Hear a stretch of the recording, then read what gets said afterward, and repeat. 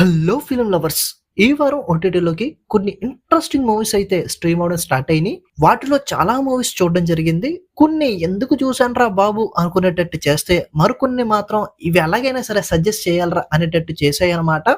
So వాటిలో the best ఒక 7 movies pick చేసుకుని ఈ వీడియో చేయడం జరుగుతుంది. సో వీడియో స్టార్ట్ చేసే ముందుగా మీరు ఇంకా మా ఛానల్ సబ్స్క్రైబ్ చేయకపోతే please do subscribe and video నచ్చితే లైక్ చేసుకోవడం మాత్రం మర్చిపోకండి. నెంబర్ 7, ఎడిన్.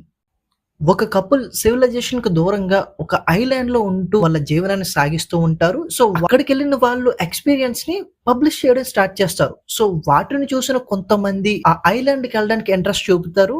వీళ్ళు వెళ్ళిన తర్వాత ఆ ఐలాండ్ లో ఏం జరిగింది, సివిలైజేషన్ కి దూరంగా ఉన్నంత మాత్రాన పీపుల్ హ్యాపీగా ఉంటారా, లేకపోతే ఎక్కడికి వెళ్ళిన వాళ్ళు అలాగే ఉంటారా అన్నది మీరు ఈ సినిమా చూసి తెలుసుకోవాల్సిందే. మెయిన్లీ ఈ సినిమాలో హైలైట్ ఏంటంటే హ్యూమన్ సైకాలజీ. సో మనుషులు అనే వాళ్ళు ఎక్కడికి వెళ్ళినా కూడా వాళ్ళు మనుషులాగే బిహేవ్ చేస్తారు. ఇదొక complete human drama. Regular cinema చూద్దాం అనుకున్న వాళ్ళకి ఈ సినిమా కొంచెం డిఫరెంట్ గానే కనపడుద్ది. రెగ్యులర్ సినిమాల నుంచి ఎక్స్పెక్ట్ చేసే అంశాలు ఈ సినిమాలో అస్సలు ఉండవు. బట్ హ్యూమన్ సైకాలజీ, సివిలైజేషన్ కి ఎంత దూరంగా ఉన్నా కూడా వాళ్ళు ఎలా ఆలోచిస్తారు, ఎంత దారుణంగా ఆలోచిస్తారు, కొన్నిసార్లు వాళ్ళ ఈగోల కోసం, ఆధిపత్యాల కోసం ఎంత దూరం వెళ్తారు అన్నది ఇంట్రెస్టింగ్ పాయింట్ ఈ సినిమాలో. దాన్ని సూపర్ గా చూపిస్తారు. సినిమా స్టార్ట్ అయిన ఒక హాఫ్ అన్ అవర్ కొంచెం సోసోగానే ఉంటది. బట్ ఎప్పుడైతే ఆ ఐలాండ్ ఎపిసోడ్ స్టార్ట్ అవుద్దో అక్కడి నుంచి సినిమా సూపర్ గా వెళ్తూ ఉంటది అనమాట. అంటే ఒక్కొక్క క్యారెక్టర్ ఇంట్రొడ్యూస్ అవుతే ఆ ఒక్కొక్క క్యారెక్టర్ ని బేస్ చేసుకుని సూపర్ ఇంట్రెస్టింగ్ గా స్క్రీన్ ప్లే రన్ చేస్తూ ముందుకు తీసుకెళ్తారు. అండ్ ఈ సినిమాకి సంబంధించిన ఇంకో ఇంట్రెస్టింగ్ పాయింట్ ఏంటంటే ఇదొక రియల్ ఇన్సిడెంట్ ని బేస్ చేసుకుని తీసారంట. నాకైతే భలే అనిపించింది. అక్కడ ఒక బిజినెస్ కూడా స్టార్ట్ చేశారంట వాళ్ళు. సినిమాలో న్యూడిటీ మాత్రం చాలా గట్టిగా ఉంటది, మామూలుగా ఉండదు. అంటే ఫ్యామిలీతో చూద్దాం అనుకున్న వాళ్ళు మాత్రం కొంచెం జాగ్రత్త అమ్మా. గుర్తు పెట్టుకోండి, ఇది ఒక డ్రామా, స్లోగానే ఉంటది. ఈ సినిమా ప్రెసెంట్ అమెజాన్ ప్రైమ్ లో స్ట్రీమ్ అవుతుంది. Number 6, bone lake. ఒక కపుల్ వాళ్ళ వీకెండ్ ని ఊరికి దూరంగా ఎక్కడో ప్లాన్ చేసుకుంటారు. అదే టైంకి ఇంకో కపుల్ కూడా మా రూమ్ కూడా ఈ రోజే బుక్ చేసుకున్నాం అని ఆ ప్లేస్ కి వస్తారు. సో వాళ్ళు బుక్ చేసుకున్న ప్యాలెస్ ఒకటే అయినా కూడా ఇద్దరు షేరింగ్ బేసిస్ లో ఆ ఇంట్లో ఉందాం అనుకుంటారు. దాని తర్వాత ఎటువంటి దారుణాలు ఆ ఇంట్లో క్రియేట్ అయినాయి, ఏం జరిగింది అన్నదే ఈ సినిమాలో ఇంట్రెస్టింగ్ పాయింట్. ఫస్ట్లీ ఈ సినిమాలో న్యూడిటీ చాలా స్ట్రాంగ్ గా ఉంటది. లాస్ట్ కి వెళ్ళేసరికి వైలెన్స్ కూడా కొంచెం ఎక్కువగానే ఉంటది. ఇంకా సినిమా విషయానికి వస్తే జస్ట్ 1 hour 30 minutes మాత్రం ఉంటది. సూపర్ ఉంటది సినిమా. ఇది ఒక ఎరోటిక్ సైకలాజికల్ థ్రిల్లర్. ఆ ఇంట్లోకి వెళ్ళిన తర్వాత జరిగే విశేషాలన్నీ కూడా ఇంట్రెస్టింగ్ గా ఉంటాయి. బట్ ఆ 4 క్యారెక్టర్స్ ని బేస్ చేసుకునే స్క్రీన్ ప్లే అనేది చాలా ఇంట్రెస్టింగ్ గా రాసుకున్నారు. సో ఆ స్క్రీన్ ప్లే వెళ్లే కొలది కూడా సినిమాలో ఇంకొన్ని ఇంట్రెస్టింగ్ పాయింట్స్ అనేవి యాడ్ అవుతూ వెళ్తాయి. బట్ క్లైమాక్స్ కి వెళ్ళిన తర్వాత మరీ డార్క్ అయిపోద్ది. సో సూపర్ ఫన్ ఉంటది, మిస్ అవ్వద్దు. ప్రెసెంట్ ఇండియాలో అయితే స్ట్రీమింగ్ లో లేదు, ఎక్కడ చూడాలో మీకు తెలుసు కదా, వేసేయండి. Number 5, was level 2. ఇప్పటిదాకా మీరు వష్ 1 చూడకపోతే అర్జెంట్ గా చూసేయండి. Super cinema. యాక్చువల్లీ ఈ సినిమా మనకి హిందీలో వచ్చిన శైతాన్ సినిమాకి సీక్వెల్ అనమాట. అఫ్ కోర్స్ మరాఠీలో ఒరిజినల్ ఉన్నప్పటికీ కూడా నేను హిందీలో చూడడం జరిగింది ఫస్ట్ పార్ట్. నాకైతే ఫస్ట్ పార్ట్ పెచ్చగా నచ్చింది. సో దాని తర్వాత వెయిటింగ్ పార్ట్ 2 గురించి. ఇంకా గుజరాతీలో వచ్చింది, చూసేయడం జరిగింది. పోతే ఈ సినిమా ఎలా ఉందంటే పార్ట్ 1 లెవెల్లోనే ఉంది గురువు గారు. స్టోరీ ఏంటంటే ఒక స్కూల్లో బంచ్ ఆఫ్ గర్ల్స్ సూసైడ్ చేసుకోవాలనుకుంటారు. పోతే వాళ్ళు సూసైడ్ చేసుకునేటట్టు ప్రేరేపించిన కారణాలు ఏవి, అసలు ఎందుకు చేస్తున్నారు అని తెలుసుకోవడమే ఈ సినిమా. లైక్ కైండ్ ఆఫ్ మన తెలుగులో వచ్చిన రక్ష. చూడకపోతే చూసేయండి ఎవరైనా. ఆ సినిమాకి సిమిలర్ గా ఉంటది. బట్ ప్యాక్ ఆడతాడు స్క్రీన్ ప్లేతో, మామూలుగా ఉండదు. సూపర్ ఇంట్రెస్టింగ్ గా ఉంటది. స్టార్ట్ చేయడమే స్టోరీలోకి తీసుకెళ్లిపోతారు. ఒక 150 మంది అమ్మాయిలు ఒకటి స్వాధీనంలో ఉన్నారు. ఈ పాయింట్ తో ఆల్మోస్ట్ సినిమా అంతా కూడా చాలా ఇంట్రెస్టింగ్ గా నడిపిస్తారు. పోతే నాకు అసంతృప్తి అనిపించింది ఏంటంటే క్లైమాక్స్ మరి ఈజీగా అవగొట్టేశారు అనిపించింది.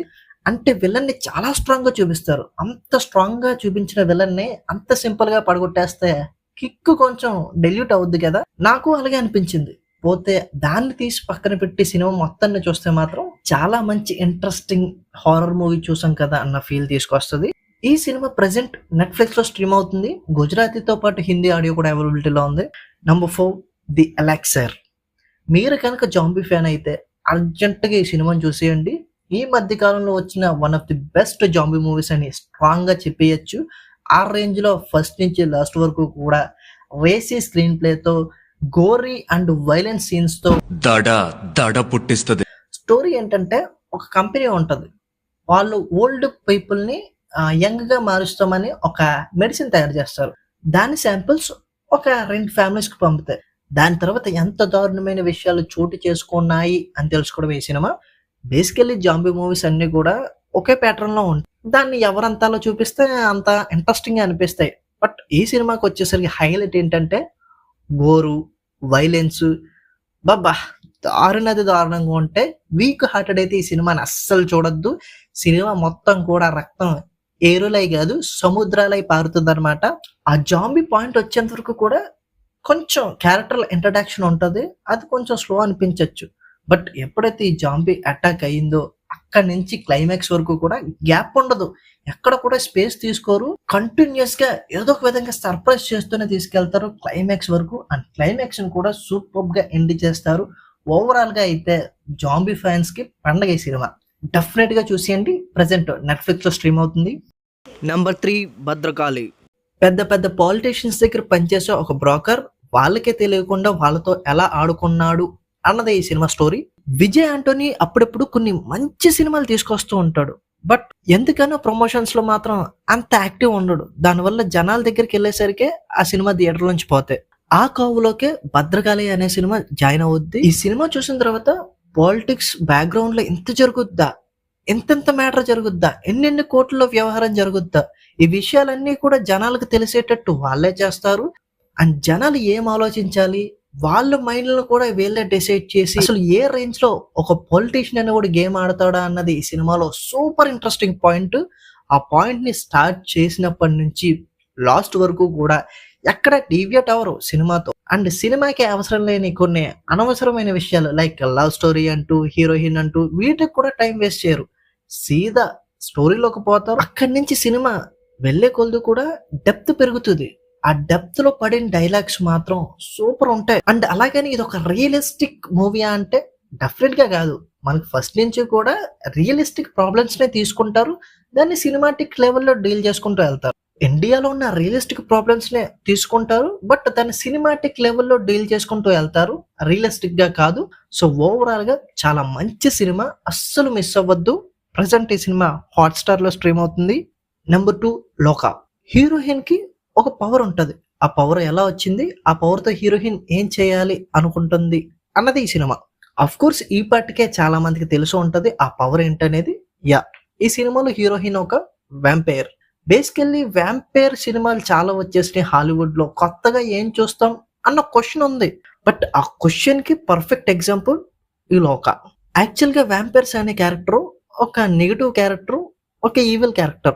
దాన్ని ఈ సినిమాలో ఒక సూపర్ హీరోయిక్ పవర్ లో చూపిస్తారు.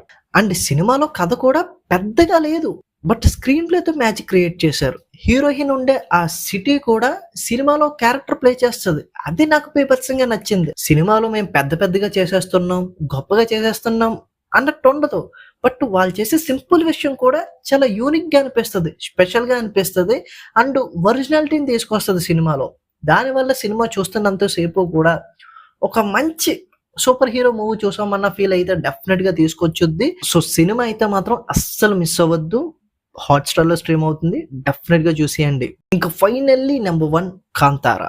కాంతారా అన్న సినిమా డెఫినెట్ గా ఇప్పటికే చాలా మంది చూసేసి ఉంటారు. ఇంకా ఎవరైనా చూడకపోతే మాత్రం డెఫినెట్ గా చూసేయండి. మనం 1 లో చూసిన ఇంట్రడక్షన్ సీన్ ఏదైతే ఉందో, హీరో వాళ్ళ నాన్న మాయమైపోతాడు. అక్కడి నుంచి కొన్ని వందల వేల సంవత్సరాలకు ముందు జరిగిన కథ. సింపుల్ గా చెప్పాలంటే కాంతారా అనే ప్లేస్ లో నివసిస్తున్న కొంతమంది అడవి జనాలు అక్కడి నుంచి బయటికి వెళ్ళాలంటే భయపడుతున్నారు. వాళ్ళ భయానికి కారణం ఏంటి, వాళ్ళు ఆ భయం నుంచి బయటపడ్డారా లేదా అన్నది ఈ సినిమా కథ. ఈ సినిమా ముందుకెళ్లే కొలది కూడా ఏదో ఒక కొత్త విషయం కనబడుద్ది ఆ అడవిలో. నిజంగానే చాలా రహస్యాలు ఉన్న అడవి. వెళ్లే కొలది కూడా ఏదో ఒక పాయింట్ రావడం, సర్ప్రైజ్ అవ్వడం జరుగుతూ ఉంటది. ఇంకా క్లైమాక్స్ అయితే మాత్రం మార్వెలస్ అనిపించింది నాకు. కొంపతీసి క్లైమాక్స్ ఏమైనా రాజమౌళి షూట్ చేశాడా అనిపించింది. ఎందుకంటే అటువంటి ఆలోచనలు మనం ఎక్కువగా రాజమౌళి దగ్గర చూస్తూ ఉంటాం.